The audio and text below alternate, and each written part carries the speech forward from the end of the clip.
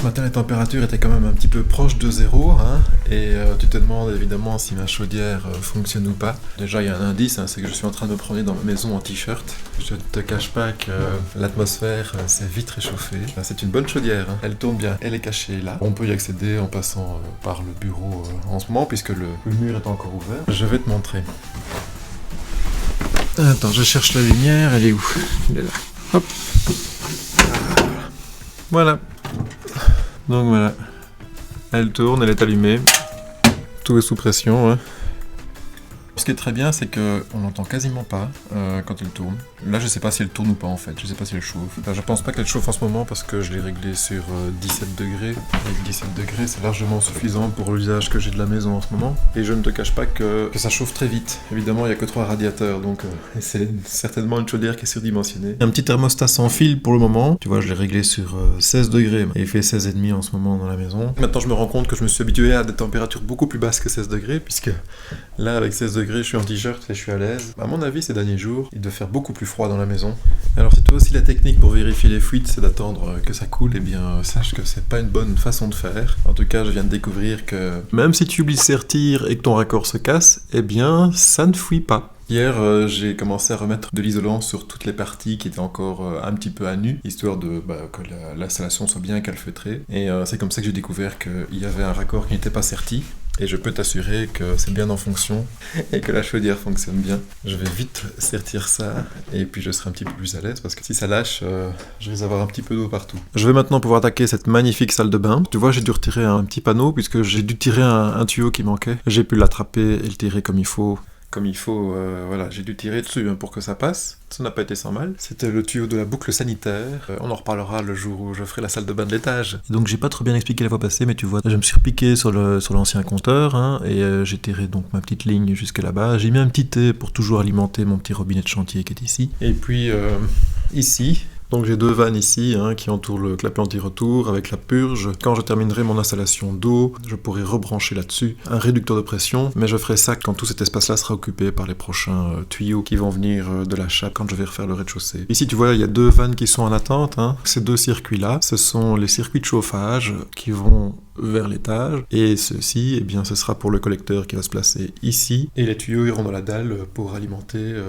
les radiateurs du rez-de-chaussée. Et alors en haut, tu vois qu'il y a encore des vannes et il y a encore des colonnes qui sont repiquées sur les colonnes principales. Donc ça, c'est ma colonne principale de chauffage. Et elle est repiquée ici et ça remonte à l'étage. Et même chose pour les sanitaires, c'est pareil, c'est repiqué. Il y a à chaque fois des vannes. Et donc le jour où j'installerai ma salle de bain à l'étage, je pourrai ouvrir les vannes. L'air de rien, ça prend quand même de la place, cette petite installation. Et donc tout le bas va être occupé par tout ce qui va gérer le rez-de-chaussée. Et j'aurai encore un peu l'équivalent de ces collecteurs-là pour la salle de bain qui sera à l'étage. Et en plus de prendre de la place, ça coûte un pont. Ça m'a coûté plus cher parce que j'ai dû acheter pas mal de vannes pour fermer les circuits qui sont en attente. Une vanne, faut compter sans la ristourne, quelque chose comme 50 € par vanne. Et là, il y en a une dizaine, parce qu'il faut calculer le prix de la vanne, plus les raccords qu'il y a devant et derrière la vanne. Donc, si tu ne demandes pas ta petite réduction au comptoir, tu risques de payer le prix plein et ça peut vite monter. Surtout pour des bêtes petites vannes. Donc tu vois, il y en a 1, 2, 3, 4, 5, 6, 7, 8. Bon, je suis emmerdé parce que le fournisseur a du mal comprendre ce que je lui ai demandé. Il m'a filé de l'isolant sans craft. Tu vois, il n'y a pas de craft. Pour ne pas perdre mon temps, je vais voir si je peux pas remettre un petit pare-vapeur quand même, parce que il va morfler, il va pas tenir 6 mois dans une salle de bain comme ça, sans son petit pare-vapeur.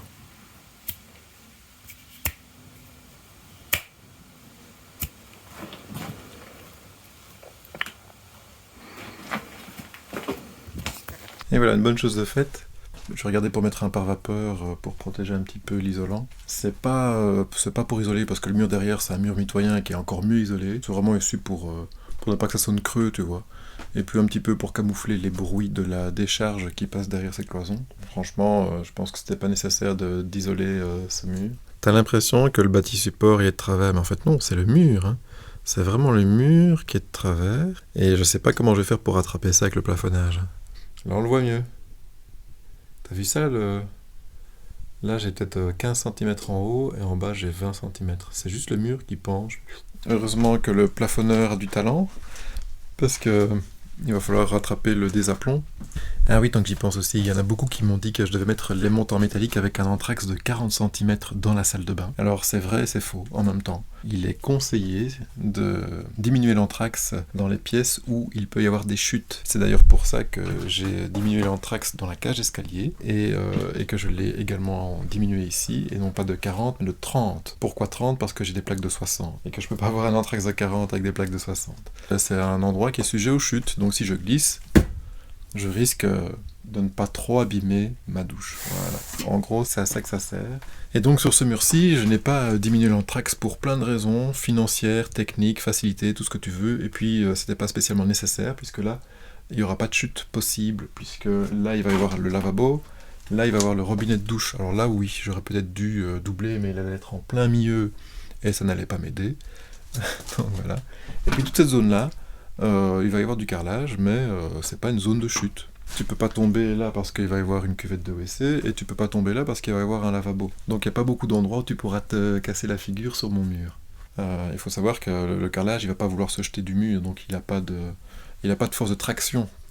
Mais il peut peut-être un petit peu légèrement faire vriller ta structure, et les petits renforts que j'ai mis là, eh bien, ça sert aussi également à ça, à renforcer la structure pour s'assurer de la planéité. Je viens de trouver une solution pour mon pare-vapeur. Donc, je ne sais pas si tu te souviens, au plafond, j'ai eu une petite mésaventure et j'ai fini par le retirer. Eh bien, je l'ai récupéré. Et voilà. Donc, bon, j'ai mis du duct tape parce que j'avais que ça sous la main. Et si tu te demandes pourquoi j'ai fait ça, et si c'est de bonne façon de le faire... on va pas épiloguer là-dessus très longtemps, hein. Voilà, mais j'ai pas le temps, ni l'argent. Si je dois aller chercher un autre isolant chez le fournisseur, eh ben je ne saurais y aller que ce week-end et je vais encore perdre 3-4 jours. Je me dis que c'est toujours mieux que rien, et l'idée c'est juste de protéger de la vapeur la laine de verre pour ne pas qu'elle se détériore trop rapidement. Même si en plus j'ai mis ça sans aucune envie ou ambition d'isoler. C'est juste pour ne pas que ça sonne creux, tu vois. Mais par contre, j'ai pas envie que ça soit imbibé d'eau. C'est juste ça, quoi. Pour tout ce qui est isolation, comme ça tu sauras tout, ce sera une isolation par l'extérieur. Bon, alors je te montre mon truc pour faire les trous au bon endroit quand t'as des tuyaux comme ça qui sortent. La première chose que j'ai fait, c'est que j'ai pris ma plaque et je l'ai collée contre le mur, bien d'aplomb, et j'ai marqué l'endroit où se trouvent les robinets. Tu vois, j'ai un trait ici. Ensuite, j'ai pris une chute qui fait exactement la largeur de la plaque, hein. Voilà, c'est la même. Hein. Je positionne cette chute en dessous, je la positionne bien entre mes deux rails, tout ce qu'il faut, et je marque en dessous, tu vois, un petit trait. Ensuite, je prends ma chute et je l'aligne sur le trait horizontal que j'ai fait là tout à l'heure, je l'applique bien, et puis après, j'ai plus qu'à reporter mes deux traits sur la plaque. Donc tu vois, comme ça, maintenant, il y en a un là et un là. Maintenant, il n'y a plus qu'à faire les petits trous.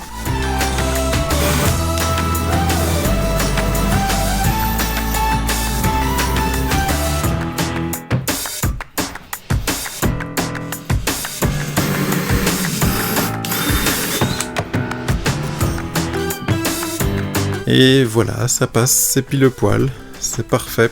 Bon, ça va s'enfiler comme des perles là, maintenant, parce que la deuxième difficulté, ça va être ici. Pour le reste... Ah oui, et il y aura aussi la prise de courant, l'interrupteur, tout ça qui va être là. Ah oui, il y aura aussi la petite découpe autour du WC. Bon, finalement, ça va peut-être pas s'enfiler comme des perles.